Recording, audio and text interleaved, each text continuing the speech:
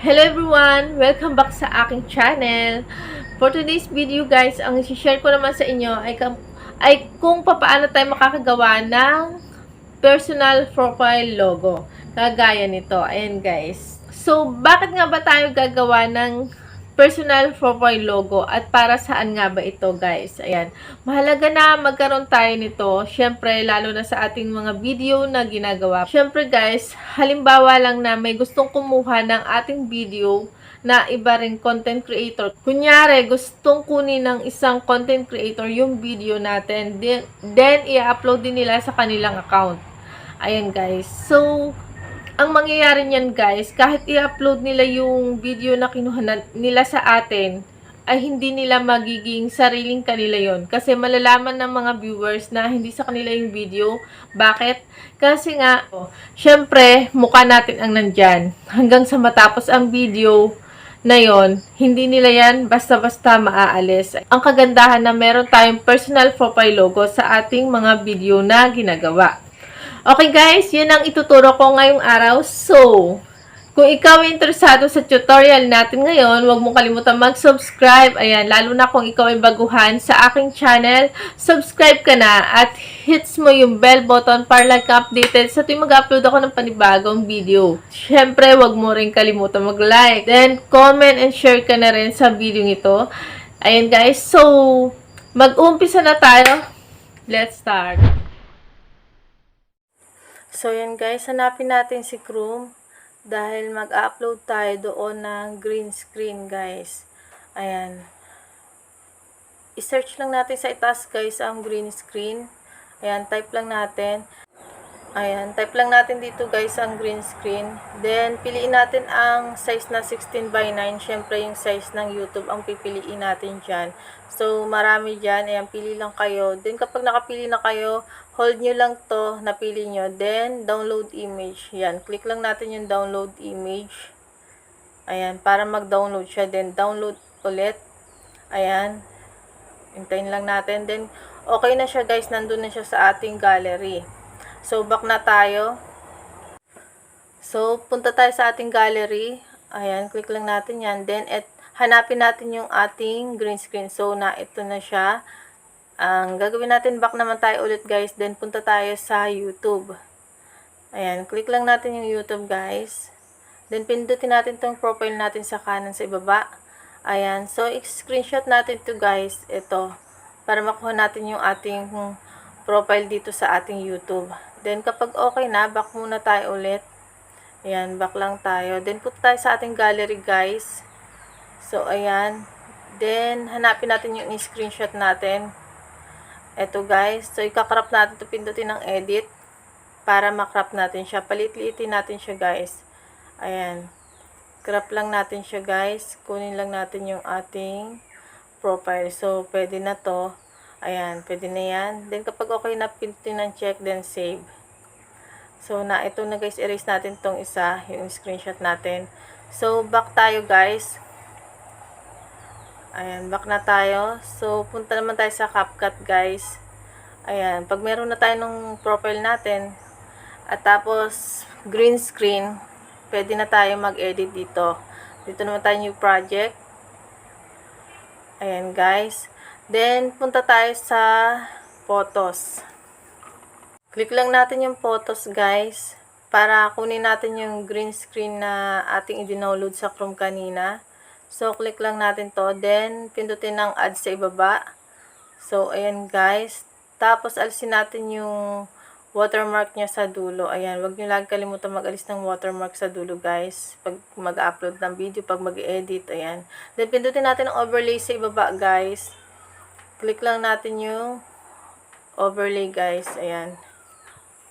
Tapos, pindutin ng add overlay. Ayan guys. So, pindutin ng photos. Ayan. Then, kunin natin to guys. Itong profile natin sa YouTube. Ayan. Yung screenshot natin. Then, hanapin natin sa baba guys ang cut out. Ayan, sa baba. Itong korting tao guys. Ayan. Lumampas na. Ayan. Ito guys, cut out. Ayan, then pindutin natin ang remove background para maalis yung background niya guys. Para matira lang yung picture niya. So, click natin. Ayan guys, nawala na. Tapos pindutin ang check sa ibaba. So back na tayo ulit guys. Ayan. Then igitna nyo yung profile nyo. Tapos lagyan natin siya ng text. So ayan guys, add text. Ayan. Mag-type lang kayo guys ng pangalan ng channel ninyo. Ilagay nyo dyan. Ayan. Sa akin ay Mamshi Vlog. So, ayan guys. Palitan nyo ng font guys. Maraming pagpipilian dito. Ayan. Mamili kayo kung anong font ang gusto ninyo para maganda naman yung titik ng ating pangalan ng channel. So, pwede nyo rin lagyan ng effects guys. Ayan. Para maganda naman yung channel name natin. So, pagka wala kayo mapili dito, basta i-click nyo lang to, yan. Pag wala kayo mapili, dito naman tayo sa style. Pwede kayong pumili dyan ng mga color na gusto niyo. So, ayan. So, ito sa akin, pwede na siguro to. Then, paliitin nyo kung gusto nyo. Ayan, basta katamtaman lang. Then, kapag okay na, pindutin natin ang check sa itaas. So, ayan na guys. Then, kapag okay na, pindutin natin ang arrow sa taas guys, para ma-export na siya at ma-save sa ating gallery. Ayan. Then, pindutin ang done sa itaas. Ayan guys, so back tayo. Then dito pa rin tayo guys sa CapCut. Ulitin lang natin ang proseso. Ayan, new project. Pindutin lang natin ang new project. Tapos piliin natin yung video. Nalalagyan natin ng logo natin guys, yung ating profile logo. So ako ito, i-click ko lang yan. So pindutin natin ang add sa ibaba guys. Tapos pindutin ang overlay sa ibaba. Ayan, then add overlay. Kunin naman natin yung ating inedit na may green screen. Click lang natin itong photo sa itaas guys para ma-direct tayo sa ating mga photos. Ayan, kunin natin itong ayan, yung may pangalan na yan. So, yung may green screen na background. Ayan, then, pagkatapos nyan guys, pindutin natin yung sa baba. Hanapin natin ang cutout. Then, chroma key naman tayo guys. Click natin itong chroma key para maalis yung background. May lumabas na bilog guys sa may green screen natin. So, galaw-galawin lang natin yon para maalis tong background na kulay green. Ayan guys. I-tap lang natin ng ating daliri para magalaw-galaw siya doon sa green screen. Ayan. Galaw-galawin lang natin. Then, pindutin natin tong infinity guys sa ibaba. Click lang natin tong infinity. Ayan. Then, ihaba lang natin siya. I-adjust natin siya hanggang dulo. Then, check sa ibaba. Kapag okay na. Ayan. Kung napansin nyo na wala na yung green screen background niya. So, ayan. Pindutin natin tong check sa ibaba, guys. So, ayan, guys. Bahala na kayo kung saan nyo gustong ipwesto. Ayan. Paliit-liitin nyo ng konti para naman di matabunan yung inyong video, yung mukha nyo. Ayan. Paliitin nyo siya. Basta nababasa pa rin ng viewers yung pangalan ng ating channel dyan. So, ayan, guys. Pwede nyo siya ilagay kahit saan. Pwede dito sa ibaba.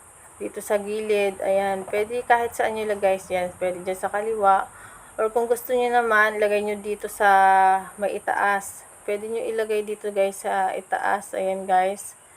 So, bahala kayo kung saan nyo gustong ilagay yung profile logo ninyo. Ayan, then kapag okay na guys, i-adjust lang natin to hanggang dulo.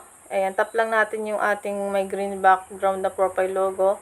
Then, i-adjust natin siya hanggang dulo ng video natin, hanggang matapos yung video natin. Ayan, adjust natin siya para hindi siya mawala. Ayan, guys. Then, pag lumampas, split lang natin to.